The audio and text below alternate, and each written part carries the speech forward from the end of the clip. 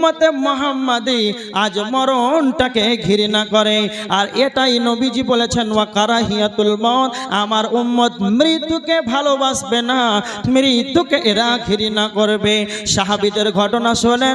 একজন সাহাবী, তার নাম হলো আব্দুল উজ্জা। আব্দুল উজ্জা এমন একটা সাহাবী, তার আব্বা ছোট হতেই তাকে রেখে মারা গিয়েছিল। তার চাচার ঘরে সে লালিত পালিত, চাচার ঘরে সে লালিত পালিত। যখন বড় হয়েছে, যখন সমবয়স্ক যুবকে যখন পদার্পণ করেছে, আল্লাহ নবী মদিনাতে মক্কাতে আছেন, তার চাচাকে বলছেন, চাচা যান, নবী মুহাম্মাদের চরিত্র এতটাই ভালো, সকলেই দলে দলে সকলেই যেন মুসলমান হয়ে গেল, আমিও মুসলমান হয়ে যাব, চাচা আপনার মতামতটা কি বলেন? চাচা বলছেন, ভাতিজা রে তাই তো, কি মনে হয়?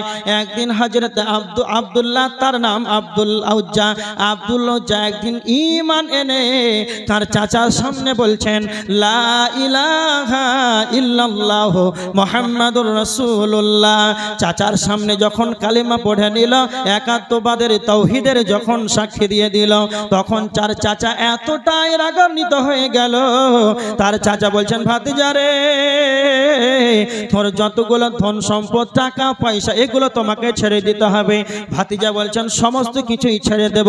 এমনকি তার ভাতিজাকে চাচা বলছেন, ও আব্দুল উজ্জা, তুমি যে না পরনে পোশাক পরিধান করে আছো, সেটা আমার টাকার, এটাও তোমাকে খুলে ফেলে দিতে হবে। আব্দুল উজ্জা বলছেন, এটাও আমি খুলে ফেলে দিলাম, ঈমান আনার কারণে আমার পরনের পোশাক পর্যন্ত খুলে ফেলে দিলাম।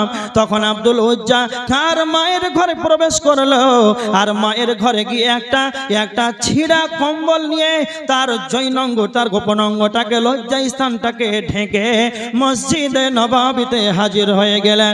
মসজিদে নববীতে আব্দুল উজ্জা বসে রয়েছেন। আল্লাহর নবী বের হলেন, তোমার নাম কি? না, তো আমার নাম আব্দুল উজ্জা, তোমার এই অবস্থা কেন? আব্দুল উজ্জা বলছেন, আল্লাহর নবী, আমার এই অবস্থা কেন এরকম? ঈমান আনার কারণে, ইসলাম ধর্মকে গ্রহণ করার কারণে, ঈমান আনার কারণে, ইসলাম ধর্ম গ্রহণ করার কারণে আজ আমার এই অবস্থা হয়েছে।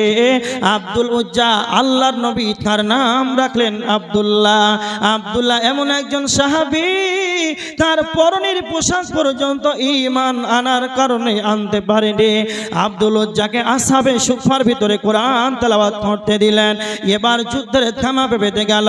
আল্লাহ নবী বলছেন, বাইতুল মালে কোনো মাল নাই, ও আমার সাহাবীরা, বাইতুল মালে কোনো মাল নাই, তোমরা সকলেই যার কাছে যা আছে বাইতুল মালে যুদ্ধের জন্য তোমরা জান দাও, তোমরা বাইতুল মালে মাল জমা করো।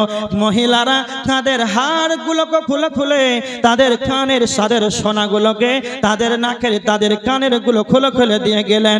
এবার দেখেন, যার কাছে যা ছিল, জব কেউ গম, যার কাছে যা ছিল সকলেই এই দান দিয়ে অংশগ্রহণ করলেন। কিন্তু কথা মনে রাখবে, আব্দুল্লাহ এমন একজন সাহাবী, নতুন ঈমান এনেছে, তার পরনে কোনো পোশাক নাই, ঈমান আনার কারণে কোনো পোশাক আনতে পারে নাই।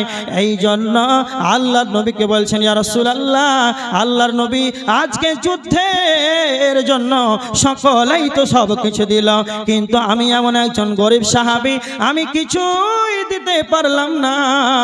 আল্লাহ নবীকে আব্দুল্লাহ বলছেন, ইয়া রাসূলুল্লাহ, আজকে আমার দেওয়ার মতন কিছুই নাই, আমার জন্য আপনি দোয়া করে দেন, আপনি আমার জন্য দোয়া করেন, আমি আব্দুল উজ্জা যেন আমি শহীদ হয়ে যাই, জিহাদের ময়দানে গিয়ে আমি জানটাকেই যেন দিয়ে দিই।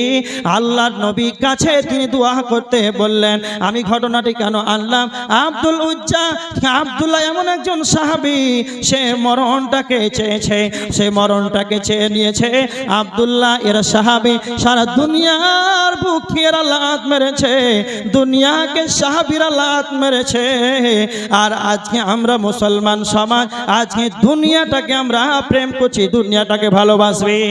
হযরত ওমর রাদিয়াল্লাহু তাআলা আনহু, আল্লাহর নবীর সাহাবী হযরত ওমর, তিনি বলতেন, আল্লাহ আমার যেন শহীদ মওত হয়।